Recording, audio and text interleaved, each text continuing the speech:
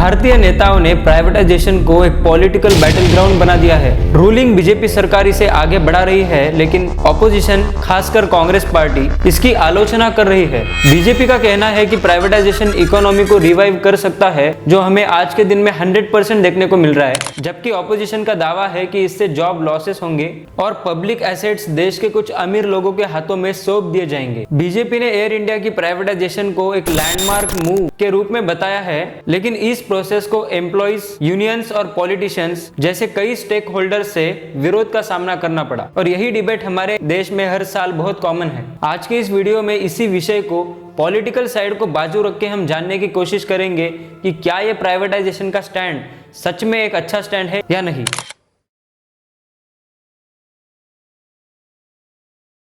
वैसे प्राइवेटाइजेशन कोई नया कॉन्सेप्ट नहीं है, यह इंडिया में 1991 के बाद सीरियसली स्टार्ट हुआ, जब देश एक मेजर इकोनॉमिक क्राइसिस का सामना कर रहा था। गवर्नमेंट के पास फॉरेन रिजर्व्स बिल्कुल कम थे और इकोनॉमी बिल्कुल कोलैप्स के कगार पर थी। उस टाइम कांग्रेस लेड गवर्नमेंट जो पीवी नरसिम्हा राव जी के नेतृत्व में थी, उन्होंने मनमोहन सिंह जी को फाइनेंस मिनिस्टर बना दिया और लिबरलाइजेशन, प्राइवेटाइजेशन और ग्लोबलाइजेशन, जिसे हम LPG कहेंगे, के रिफॉर्म्स को इंट्रोड्यूस किया। 1970s और 80s में इंडियन इकोनॉमी ज्यादातर सोशलिस्ट थी। इसका मतलब है कि गवर्नमेंट का इन्फ्लुएंस हर चीज पर था, industries, banking, insurance etcetera. Public sector को डोमिनेट करने के लिए सरकार ने बहुत सारी कंपनी सेटअप की और बाकी पब्लिक सेक्टर अंडरटेकिंग्स। ये कंपनीज इनिशियली तो सही चल रही थी, लेकिन धीरे धीरे इनएफिशिएंसीज, करप्शन और ब्यूरोक्रेटिक रेड टेप की वजह से इनका परफॉर्मेंस गिरने लगा। इस वजह से इकोनॉमी को बूस्ट करने के लिए कोई स्पेस नहीं बचा और 1991 तक पहुंचते पहुंचते इकोनॉमिक क्राइसिस खड़ा हो गया। जब 1991 में मनमोहन सिंह जी ने LPG रिफॉर्म्स इंट्रोड्यूस किए, उनका मेन एम था कि इकोनॉमी को ओपन किया जाए और प्राइवेट सेक्टर को ग्रोथ के ज्यादा मौके दिए जाए। इसका मतलब था कि सरकार कुछ पब्लिक सेक्टर कंपनीज में अपना हिस्सा कम करेगी और प्राइवेट प्लेयर्स को ज्यादा रोल दिया जाएगा। इनिशियल फेज में गवर्नमेंट ने डिसइन्वेस्टमेंट प्रोसेस स्टार्ट किया, जिसमें उन्होंने PSUs के शेयर्स मार्केट में बेचे। लेकिन प्राइवेटाइजेशन को लेकर एक मेजर मूव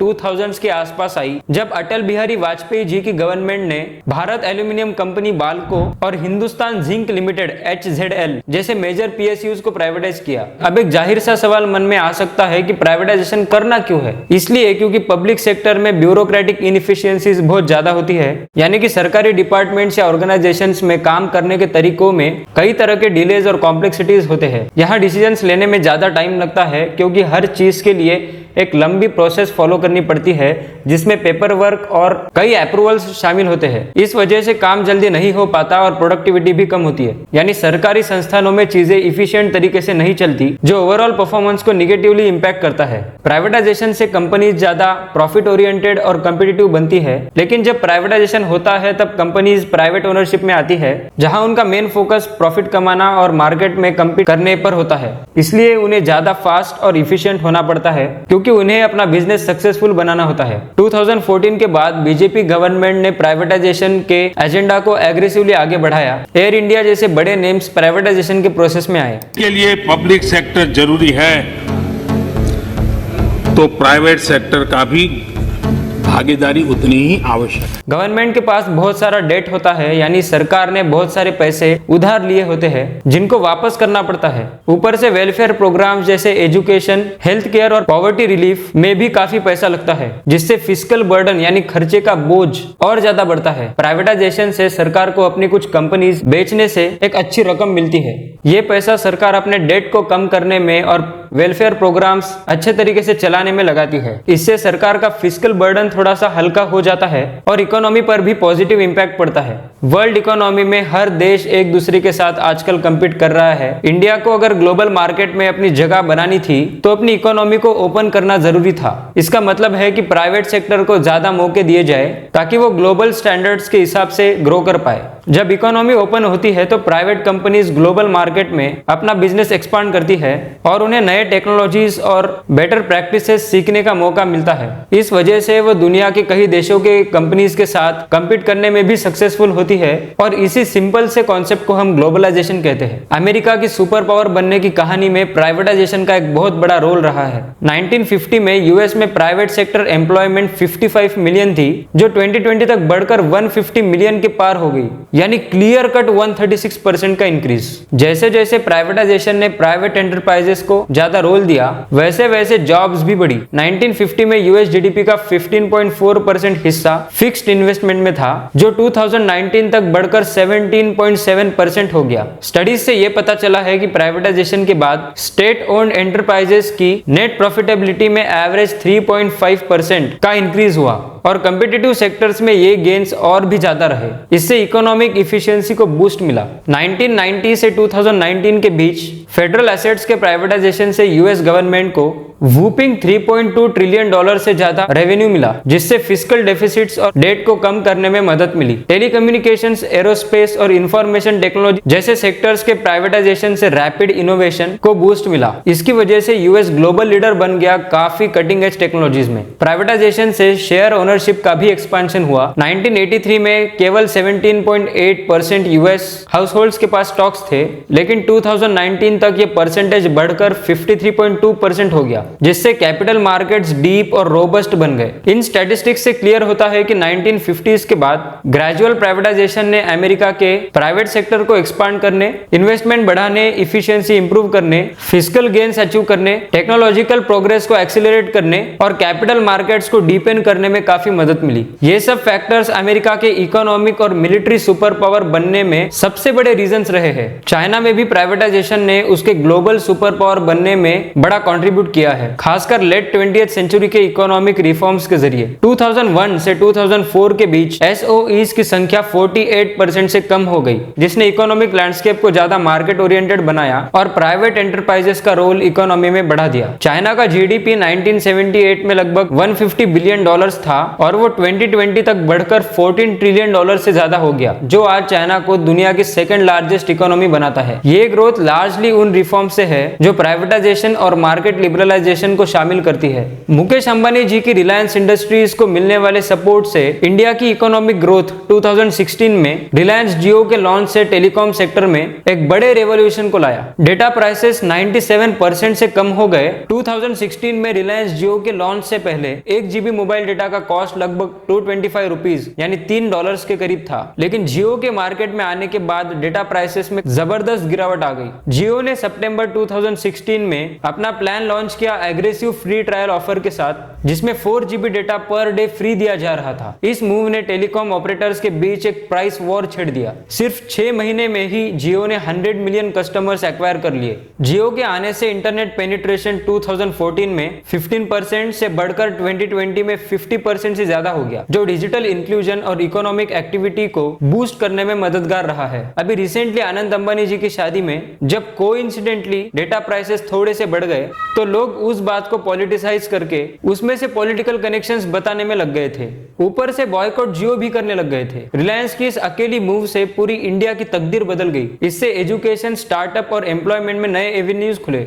ऐसे ही गौतम अदानी जी, जो अदानी ग्रुप के चेयरमैन हैं, उनका नाम पीएम नरेंद्र मोदी जी और उनकी सरकार के साथ बहुत करीबी से जुड़ा है, खासकर 2014 में मोदी जी के पावर में आने के बाद से। उनके इस कोलैबोरेशन से इंडिया की इकोनॉमिक लैंडस्केप को काफी बदल दिया है, खासकर इंफ्रास्ट्रक्चर डेवलपमेंट, एनर्जी और ट्रांसपोर्टेशन के एरियाज में। जैसे NIP एक फ्लैगशिप इनिशिएटिव है जिसका टारगेट है इंडिया की इंफ्रास्ट्रक्चर को सुधारना, जिसमें अगले 5 सालों में 111 लाख करोड़ यानी अप्रोक्सीमेटली $1.5 ट्रिलियन का इन्वेस्टमेंट प्रोजेक्टेड है। अदानी जी ने इस इनिशिएटिव की इंपॉर्टेंस को हाईलाइट किया है, जो एनर्जी, लॉजिस्टिक्स और सोशल इंफ्रास्ट्रक्चर जैसे सेक्टर्स में 9000 से ज्यादा प्रोजेक्ट्स को इंक्लूड करता है। पब्लिक और प्राइवेट सेक्टर के इंटीग्रेटेड अप्रोच फ्यूचर के इंफ्रास्ट्रक्चर डेवलपमेंट के लिए एक बेंचमार्क बना रहा है। अदानी ने अगले 10 सालों में इंडिया में $100 बिलियन से ज्यादा इन्वेस्ट करने का कमिटमेंट किया है, और वो भी अकेले रिन्यूएबल एनर्जी में, जिसमें खावड़ा गुजरात में दुनिया का सबसे बड़ा रिन्यूएबल एनर्जी पार्क डेवलप करना शामिल है,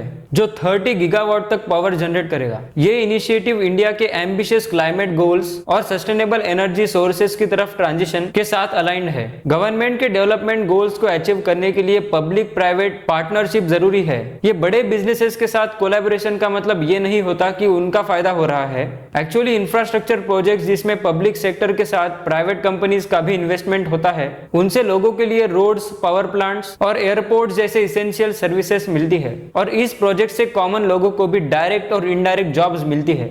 उनके वेंचर से एक बड़ा इकोसिस्टम बनता है जिसमें सप्लायर्स, स्मॉल बिजनेसेस और लोकल वेंडर्स को भी अपॉर्चुनिटीज मिलती है। इसी वेल्थ क्रिएशन प्रोसेस में दूसरे स्टेक होल्डर्स भी इंक्लूड होते हैं। मोदी गवर्नमेंट के वेलफेयर स्कीम्स जैसे प्रधानमंत्री आवास योजना, आयुष्मान भारत और पीएम किसान, ये सब इनकम इनइक्वालिटी को डायरेक्ट एड्रेस करते हैं। इन स्कीम्स का फोकस पुअर और मार्जिनलाइज्ड कम्युनिटीज को एम्पावर करने में है। इसलिए ये नैरेटिव बिल्कुल गलत है कि बड़े इंडस्ट्रियलिस्ट को ही सपोर्ट मिलता है। अंबानी और अदानी जैसे बिजनेसमैन का ग्लोबल स्केल पर भी इंपैक्ट होता है, जो इंडिया को एक इकोनॉमिक सुपर पावर बनने में मदद कर रहा है। रिन्यूएबल एनर्जी, डिजिटल इंफ्रास्ट्रक्चर और लॉजिस्टिक्स जैसे सेक्टर्स में इनकी इन्वेस्टमेंट से इंडिया ग्लोबल लीडरशिप की तरफ बढ़ रहा है। ये इनिशिएटिव सिर्फ उनकी पर्सनल वेल्थ बनाने में नहीं बल्कि नेशनल ग्रोथ को भी सपोर्ट करती है। प्राइवेटाइजेशन और प्राइवेट सेक्टर्स का रोल इकोनॉमी में बहुत जरूरी है, लेकिन ये सिर्फ अंबानी अदानी तक लिमिटेड नहीं है। बहुत सारे बाकी कंपनीज भी है जो डिफरेंट एरियाज में कंट्रीब्यूट कर रहे हैं। जो लोग इस बात को मानते हैं कि इन इंडस्ट्रियलिस्ट को किसी नेता ने बड़ा किया है, तो उन्होंने ये समझना चाहिए कि इन नेताओं की सपोर्ट से पहले यही इंडस्ट्रियलिस्ट मुंबई में वड़ा पाव नहीं बेचते थे। उन्होंने तब भी मेहनत की और आज भी मेहनत करते हैं और इसी वजह से ये लोग आज इतने बड़े हैं। लेकिन सरकार को ही इन लोगों का इतना बड़ा सपोर्ट लेना पड़ता है सत्ता में रहने के लिए। इलेक्शंस के दौरान फंडिंग से लेकर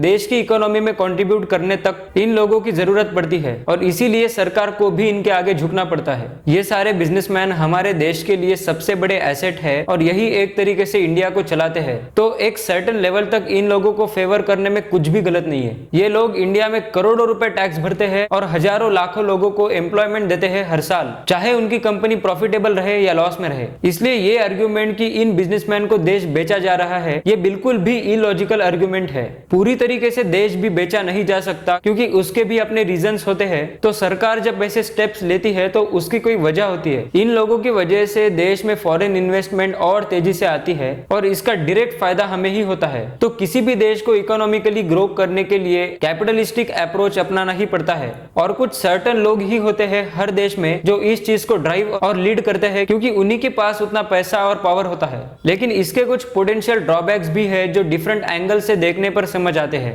एक सबसे बड़ा ड्रॉबैक हमारे माइंड में आया ही होगा अभी तक कि यानी अमीर का और अमीर होना और गरीब का गरीब होते जाना, और यही पे सबसे इंपॉर्टेंट रोल सरकार का आता है। जब सरकार कैपिटलिस्टिक अप्रोच यूज करती है अपने इकोनॉमी को बूस्ट करने के लिए, तो देश के कॉमन मैन को भी फ्यूचर में इनकम इनइक्वालिटी को टैकल करने के लिए खुद को अपग्रेडेड रखना पड़ता है। फाइनेंशियली ग्रो करने के लिए कहीं ना कहीं सेल्फ एम्प्लॉयमेंट का रास्ता अपनाना पड़ता है, कुछ बिजनेस करके या अपना कुछ और करके। और अगर वो नहीं हो सकता तो किसी एक स्किल में मास्टर होना पड़ेगा और अपने आप से एजुकेटेड होना पड़ेगा, किसी इंस्टीट्यूशन पे डिपेंड ना होकर। और इसी चीज में इंडियंस पूरी दुनिया में सबसे पीछे है। आज भी इंडियंस कास्टिज्म को प्रायोरिटाइज करते हैं, बाकी सारे एवेन्यूज को इग्नोर करके। फ्रीबीज और अननेसेसरी सब्सिडीज से इंडियंस इतने यूज्ड टू हो गए हैं कि आज भी वो जॉब्स के लिए सिर्फ गवर्नमेंट पे ही डिपेंडेंट होते हैं। टाइम और एज निकल जाता है, ट्रेंडिंग चॉइसेस भी आउट ऑफ ट्रेंड हो जाती है और इससे बाकी सारे नए प्रॉब्लम्स क्रिएट हो जाते हैं। टैक्सेस का बोझ जो मिडिल क्लास पे आता है, इस टैक्स पेयर की रेंज को डाइवर्सिफाई करना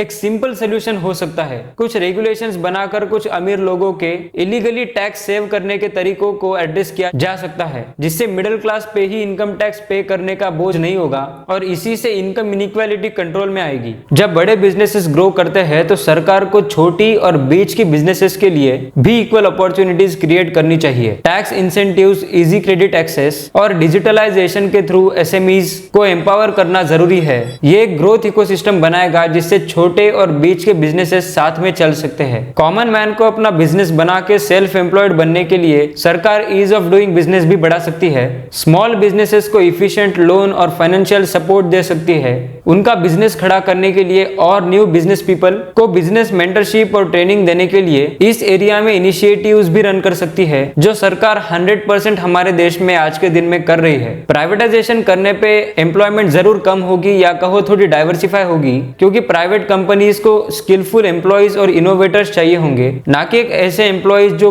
केवल एक पीस ऑफ पेपर यानी डिग्री लेके बैठे हैं। प्राइवेट कंपनीज का टारगेट हमेशा प्रॉफिट कमाना और अपने स्टेक होल्डर्स को रिटर्न देने पे ही होगा, तो उन्हें ऐसे प्रोफेशनल्स चाहिए होंगे जो किसी काम को अटेंशन टू डिटेल्स के साथ कर रहे होंगे। टिपिकली इंडियन कॉलेजेस से पढ़ा स्टूडेंट जिसने अपने सीवी पे और प्रैक्टिकल लर्निंग पे काम ना किया हो, उसके हायर होने के चांसेस ऑलमोस्ट जीरो ही होंगे। इसलिए मैंने कहा कि इस पर्टिकुलर सिचुएशन में अनएम्प्लॉयमेंट नहीं बल्कि अनएम्प्लॉयबिलिटी बढ़ेगी। प्राइवेटाइजेशन से कुछ बेसिक नीड्स के प्राइसेस भी बढ़ सकते हैं, लेकिन इसके बदले में आपको फैसिलिटीज भी वैसी मिलेगी। इसमें यह भी बात सच है कि हमारे देश का कुछ पॉपुलेशन फिर भी इसे अफोर्ड नहीं कर सकता, इसलिए सरकार हर कंपनी को प्राइवेटाइज नहीं कर सकती, और अगर कई बार करती भी है तो उसके भी बहुत सारे रेगुलेशंस होंगे जो पब्लिक के फेवर में ही होंगे। करंट गवर्नमेंट की इस बात पे दाद देनी पड़ेगी कि कैसे इनकी सरकार ने इकोनॉमिक बूस्ट के साथ साथ इन्फ्लेशन भी कंट्रोल किया है। पूरी दुनिया में सबसे कम इन्फ्लेशन यानी महंगाई आज भारत में है। जीडीपी पर कैपिटा कम हो सकती है, लेकिन हमारी पॉपुलेशन भी ज्यादा है।